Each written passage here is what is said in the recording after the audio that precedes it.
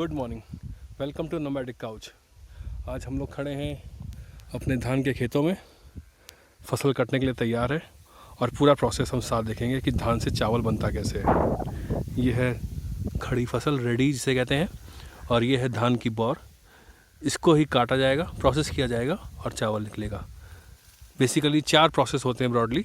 पहला प्रोसेस कटाई, जिसके बाद फिर से फसल काट दी जाती है खेतों में। ये कट चुकी है। कटाई के बाद इसकी होती है गौरी, जिसमें से इसका दाना जो है ये बाकी पुआल से बाहर निकाल लिया जाता है। उसके बाद होती है ओसाई, जिसमें कि जो गंदगी और धूल वगैरह होती है वो बाहर निकाल दी जाती है, दाना साफ साफ रह जाता है। और सबसे आखिरी में होती है दरी, जिससे कि धान के तो ये धान का आपका दाना है, इसका प्रोसेसिंग करके इसका छिलका अलग कर देते हैं और इसका चावल अलग कर देते हैं। तो ये 4 प्रोसेस हम लोग कवर करेंगे और देखेंगे धान से चावल की प्रोसेसिंग। ये यहाँ के नज़ारे इस वक्त के नवंबर 21 तारीख सुबह करीब 11 बजे हैं, जिला सोनभद्र। ये हमारे चाचा श्री कार्यवाहक कप्तान जो कटाई हो रही है उसको देख रहे हैं, और पूरा प्रोसेस हम कवर करेंगे वीडियो में। ये धान कैसे कटता है और चावल तक कैसे बनता है। जैसे दिख जाएगा ना हम लोग को 1-1.5 महीने में पूरा प्रोसेस। एक हफ्ते में पूरा प्रोसेस होगा और हम पूरा रिकॉर्ड करेंगे। डे 3 और आज फिर तैयारी खेत पर चलने की। कल मैं खेत पर नहीं गया था क्योंकि कल कटाई ही चल रही थी। सारा प्रोसेस, फर्स्ट प्रोसेस जो है कटाई का ख़त्म किया जा रहा था। आज दौरी काम शुरू होगा, जिसमें कि दाना जो है निकाला जाएगा बाकी फसल से। तो बस वहाँ चलने की तैयारी है। एक टोपी ढूंढ रहा हूँ, टोपी मिल जाए। धूप थोड़ी सी तेज़ है, सनग्लासेस मैंने लगा लिए। एक टोपी की दरकार है, मैं अपनी कैप लाना भूल गया और ढूंढवा रहा हूँ कहीं घर में मिल जाए। उसके बाद चलते हैं खेत की तरफ। टोपी तो मिली नहीं, बताया जा रहा है कि पुताई के समय कहीं आमा हो गई। घर हमारा पेंट हुआ है अभी इसी सीज़न में, तो कोई बात नहीं है। गेट लॉक कर देते हैं और चलते हैं खेत की तरफ। चाचा जी,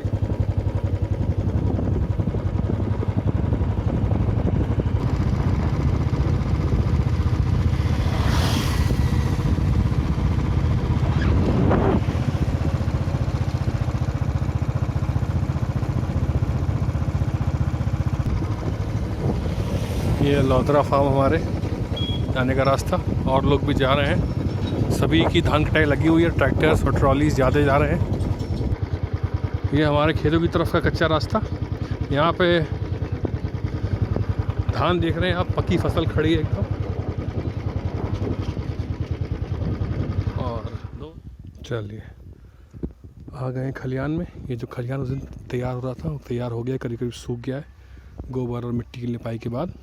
और ये है सारा धान का पुआल जो काटा गया है। इस पर ही अब इसको फैलाकर ट्रैक्टर चलेगा, जिस प्रोसेस को कहते हैं दौरी। और इससे क्या होगा, जितने भी चावल की जो पूरी पौध है, पौधे से दाना अलग हो जाएगा।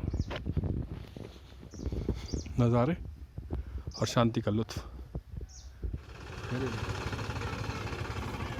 तो ये गौरी के प्रोसेस का प्रमुख उपकरण ट्रैक्टर खलियान में आ चुका है।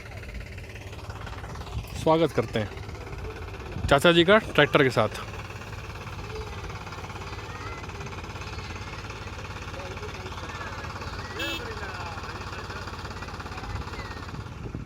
तो ये अब पूरा धान सेट कर दिया गया है और ट्रैक्टर के चलने का इंतजार। ट्रैक्टर स्टार्ट हो गया है।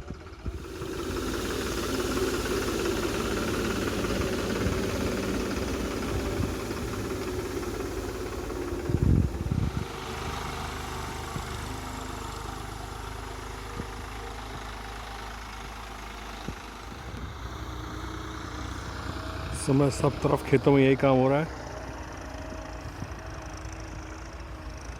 और इसके बाद होगी ओसाई, जिसमें हवा की मदद से जो दाने टूटे हैं इस पुआल से, उससे बाकी धूल और बाकी जो कूड़ा है वो अलग किया जाएगा। धान काट लेने के बाद ऐसा दिखता है खेत, और इस पर ही ट्रैक्टर चला देते हैं, जिससे कि जो बची हुई ये रूट्स हैं वो इसी तरह, जैसे यहाँ चला दिया गया ट्रैक्टर, तो वो रूट्स इसी मट्टी में मिल जाती हैं और फिर वो खाद का काम कर देती हैं। तो इस तरह से पूरा जो प्रोड्यूस है राइस का वो इस्तेमाल कर लिया जाता है। दाना हमारे खाने के लिए पुआल जानवर के खाने के लिए, और जो बाकी रूट्स हैं वो एज खाद।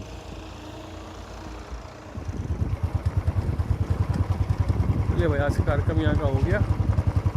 घर से फ़ोन आ गया, कढ़ी बनी है, तो चलते हैं कढ़ी खाने, और फिर कल ओसाई का कार्यक्रम रिकॉर्ड किया जाएगा। चलो, रास्ते में कुछ टमाटर टूटा दिख गया, ये गोभी का खेत, तो हमने कहा थोड़ा घर के लिए भर लिया जाए। भाई साहब से कह दिया है।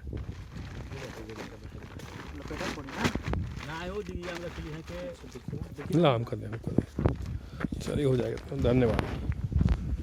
चलिए साहब, टमाटर हो गया, टमाटर चाट के लिए अब चलते हैं वापस खाने की मेज़ पर कढ़ी खाने के लिए। चलिए साहब, और कुछ लेना है? चलो।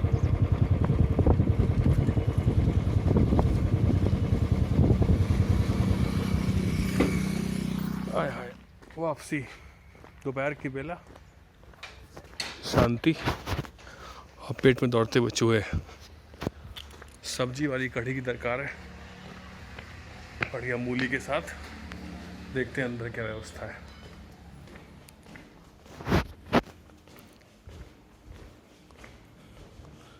सन्नाटा लग रहा है भाई यहाँ तो पूरा, पूछना पड़ेगा कहाँ पे क्या है। अभी कढ़ी में देर है, तो गोलू भैया से कह रहे हैं एक आध अमरूद तोड़ दें, भूख लग रही है। गोलू भैया, एक ठे अमरूद हमारी कितना यार, तन्नी कौन सा था मीठा सा?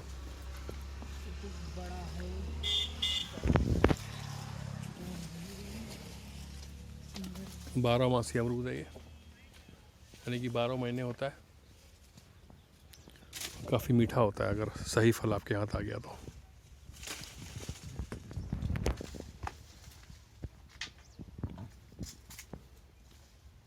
दा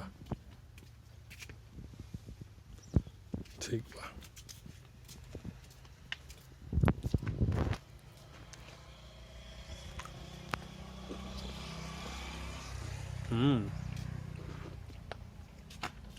सही फल आया हाथ में, एकदम मीठा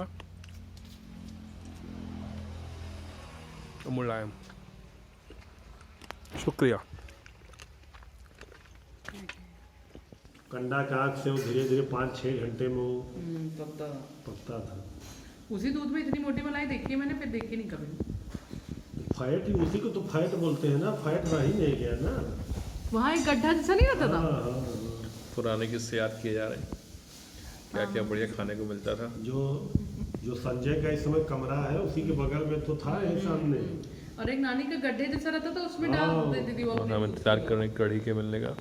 एक नींद दोपहर की ले ली गई है, दवा में बैठाते थे 20 मिनट की, एकदम फ्रेश हो गए फिर से, मिट्टी वाले से और कढ़ी खा के। उसमें उंगली से छेद कर देते थे, धुआं आ गई कढ़ी, चावल, मुझे याद है। चाचा लो, आलू की भुर्जी और मूली। कढ़ी नया किसकी है? सब्जी की, सब तरह के अपने के पीछे जो सब्जियां लगी मिक्स वेज सब्जी, लौकी, बैगन, आलू। ओके, तो ये मिक्स वेज कढ़ी, जिसमें कि हमारे देहाती बनाई कि मूली काट के सहरीन के खड़ा खड़े लौकी, वाह, तो सारी सब्जियाँ ही गाँव की हमारे घर की हैं। और हम दुनिया के जिस कोने में, वहाँ पे चावल हाथ से खाए जाते हैं। उसको बढ़िया से मिलाकर, थोड़ा सा आलू, वाह गरम गरम आलू, थोड़ा सा ले लीजिए। बथुआ हो ना, वाह स्वाद आ गया। उम्दा। तो दावरी के बाद लेबर सारा तो नीचे रह जाता है धान, उसको ऐसे इकट्ठा कर लेते हैं, तो ये ढेर बन जाता है।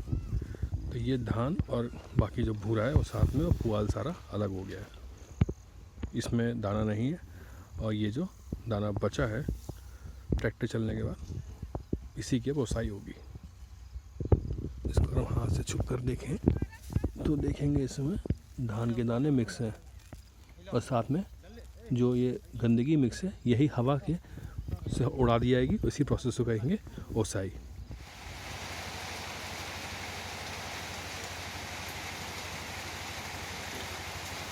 आसमान से आफत बरसने लगी, धान कटा हुआ खलिहान में पड़ा हुआ है, और प्रोसेसिंग हो ही रही थी, लेकिन पिछले 2 दिन से लगातार बारिश हो रही है और अगर दोपहर तक या कल तक धूप नहीं आती है तो काफ़ी नुकसान होने की उम्मीद है।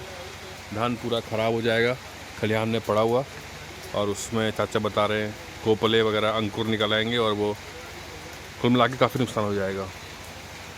और इस तरह से बेमौसम बरसात जब होती है तो किसान और फसल को बेहद नुकसान होता है, और हम लोग इस समय कुछ इसके बारे में कर नहीं सकते।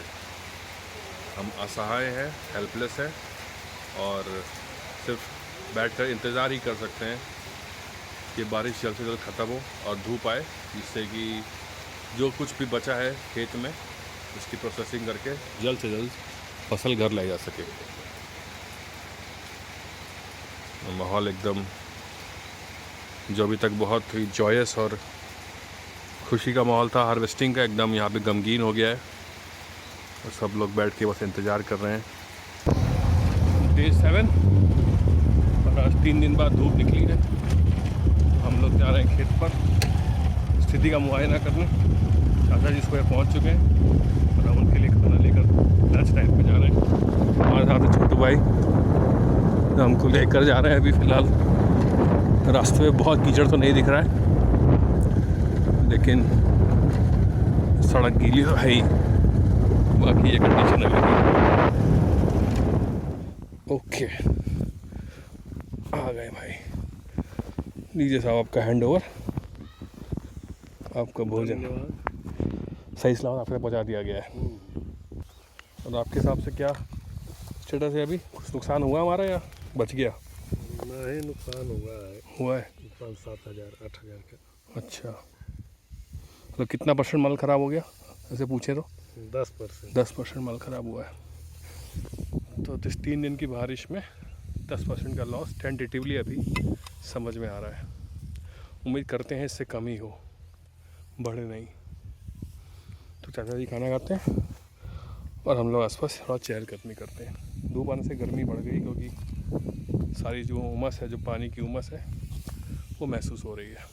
सारा पूरा हाल फैला दिया गया है धूप लगने के लिए, और ये जो धान है नीचे पड़ा है, इसको धूप दिखाई जा रही है जो साफ़ निकल आया है पुआल की दौरी के बाद।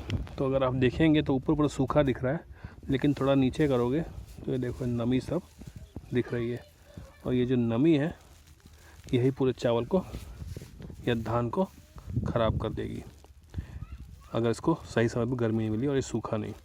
चाचा बता रहे हैं इसी नमी में अंकुर आ जाएंगे और ये फिर इसी में इसकी रुपाई हो जाएगी, तो ख़राब हो जाएगा, खाने लगने रह जाएगा। इसलिए बहुत ज़रूरी है कि आज कल 1-2 दिन कस के धूप आए और ये सारा धान जो है, जो नीचे गीला है, ये सब सूख जाए। तो यहाँ पर हम पूरा प्रोसेस एनालॉग तरीके से देख सकते हैं। ये सारा पुआल जो कि दौरी के बाद होता है, इसमें धान का दाना भी है और बाकी गंदगी भी है फसल वाली। इस सारे को ऐसे भर ले रहे हैं इसमें तसले में, और इसको ले जाके पंखे की तेज़ हवा के सामने ब्लो कर रहे हैं ऊपर से। तो आप देखेंगे ऊपर से डालेंगे तो दाना जो कि भारी है वो नीचे गिर जा रहा है, और भूसा जो है हवा के प्रभाव में जाके थोड़ा दूर जाके गिर रहा है। तो 2 अलग अलग ढेर बन जा रहे हैं। ये है स्टेप नंबर 3, जिसे कहते हैं ओसाई।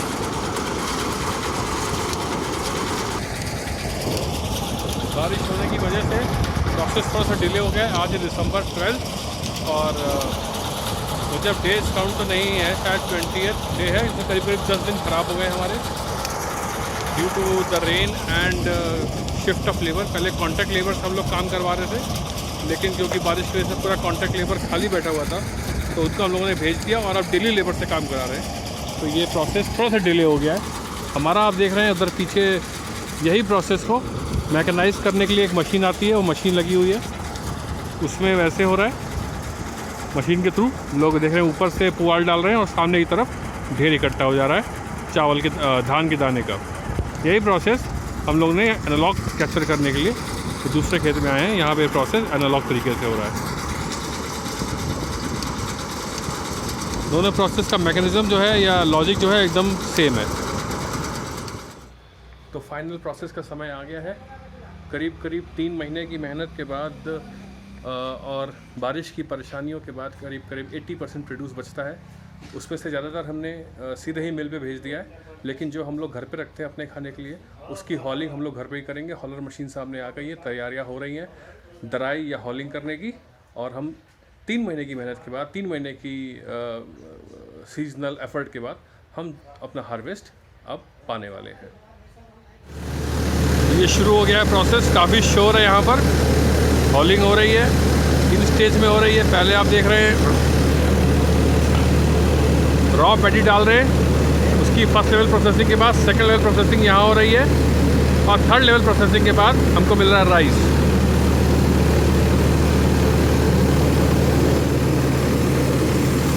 ये आ रहा है हमारा तैयार चावल।